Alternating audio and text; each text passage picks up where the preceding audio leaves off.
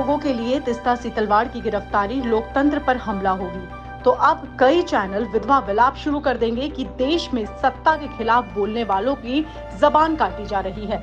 कोई बोलने की आजादी पर प्रतिबंध तो किसी के लिए अब ये पानी सर से ऊपर निकल जाने वाली बात होगी। लेकिन तिस्ता की गिरफ्तारी को लेकर इतना बवाल क्यों? देश में रहने वाला हर शांति प्रिय व्यक्ति जो कि खबरों से ताल्लुक रखता होगा, वो समझ रहा होगा कि तिस्ता का एनजीओ क्या काम करता है और वो किस मायने में सो कॉल्ड लोगों के बीच एक्टिविस्ट के नाम से मशहूर है। सुप्रीम कोर्ट ने भी तिस्ता सीतलवाड़ के लिए कहा कि वो गुजरात दंगों में मारे कांग्रेस नेता की पत्नी जाकिया जाफरी की भावनाओं का फायदा उठा रही हैं। उन पर अभी और जांच की जरूरत है। तो आखिर किस जांच की बात सुप्रीम कोर्ट कर रहा है और क्यों? इससे पहले हम आपको बता दें कि CJP citizen for justice and peace नाम के एक एनजीओ चला रही हैं तिस्ता।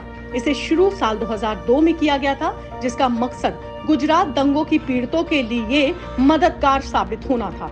गुजरात दंगों को लेकर कोर्ट में डाली गई कई याचिकाओं में तिस्ता एनजीओ भी एक याचिकाकर्ता के रूप में काम कर रही है, जहां देश के प्रधानमंत्री नरेंद्र मोदी समेत 62 लोगों पर दंगों का दोषी बताते हुए आपराधिक मुकदमा चलाने की मांग की गई थी, जिस पर शुक्रवार को देश की सर्वोच्च अदालत ने फैसला सुनाते हुए नरेंद्र मोदी को क्लीन चिट को बरकरार रखा। आपको बता दें कि बीजेपी लगातार ये कहती आई है कि तिस्ता का एनजीओ कांग्रेस और दूसरी ताकतों द्वारा फंडेड है, जिसका मकसद मोदी को बदनाम करना है। Huge amount has been used for the purchase of items like, सुनिए, wine, shoes, holiday resorts, air tickets etcetera. ये सब खरीदने के लिए जो पैसे आपने मुसलमानों के नाम पे इकट्ठे किए थे, इन चीजों पे खर्च किया गया। Page number 26, brief detail of purely personal expenditure made by petitioner number 2 from the funds of Sabrang trust.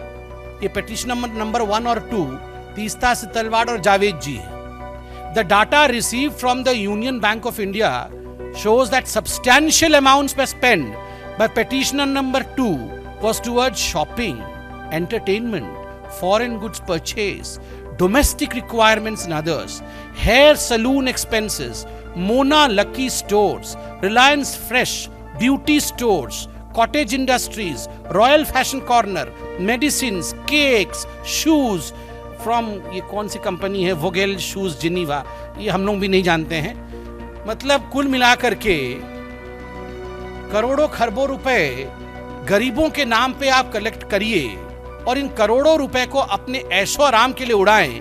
ये हम नहीं कह रहे हैं, ये कोर्ट कह रही है। अब हम आपको बताते हैं कि तिस्ता के तार कहां-कहां तक जुड़े हैं। तिस्ता पर तीनों court, lower court, high court और सुप्रीम कोर्ट ने झूठे गवाह पेश करने के आरोपी ठहराया है। शाहीन बाग में भी तिस्ता का जो वीडियो लीक हुआ था, उस पर तिस्ता पर स्क्रिप्टेड सवाल बांटने का आरोप है। तो आपको किसी को जवाब देना है, सब लोग करेंगे, ठीक है? देखिए, पहला सवाल है, क्या शाहीन बाग के आंदोलन की जगह बदलने से आंदोलन कमजोर होगा क्या? ठीक है, ये पहला सवाल है। दूसरा है, अगर जगह बदलने की बात होती है तो हम महिलाओं की हिफाजत की जिम्मेदारी कौन लेगा? दूसरे सवाल है कि अगर जगह बदलने की बात होती है तो हम महिलाओं की हिफाजत की जिम्मेदारी कौन लेगा? ये दूसरा सवाल है। तीसरा सवाल है कि आंदोलन की वजह से कुछ पब्लिक को परेशानी हो रही है, इसके बारे में हमें क्या कहना है?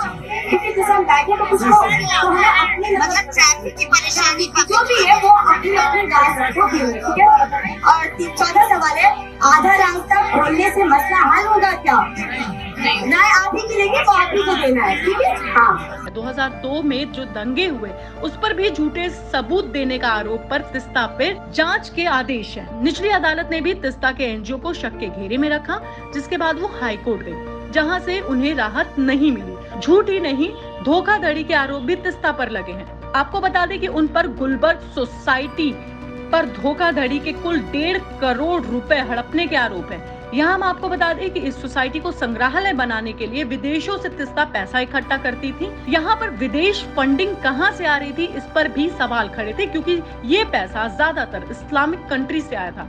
मजे की बात यह है कि जिन लोगों के पुनर्वास के लिए तिस्ता के एनजीओ काम कर रही थी, उन्हीं लोगों ने तिस्ता पर पैसों की धोखाधड़ी का आरोप लगाया था, जो मुस्लिम समुदाय के ही हैं, जिसके बाद तिस्ता पर मुकदमा भी दर्ज हुआ। 2015 में फर्जी तरीके से विदेशों से चंदा लेने के आरोप इन पर लगे, जिसके बाद सीबीआई ने तिस्ता के एनजीओ और घर में छापेमारी की। इस पर खुद को बचाने के लिए जो दस्तावेज पेश किए गए थे वो भी फर्जी निकले।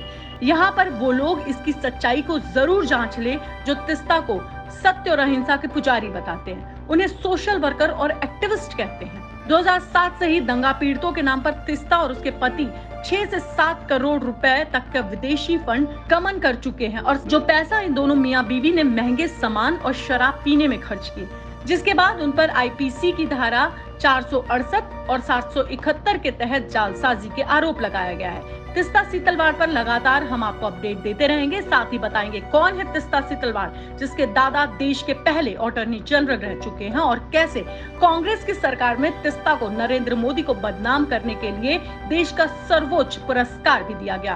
आप देखते रहिए लॉ स्ट्रीट भारत।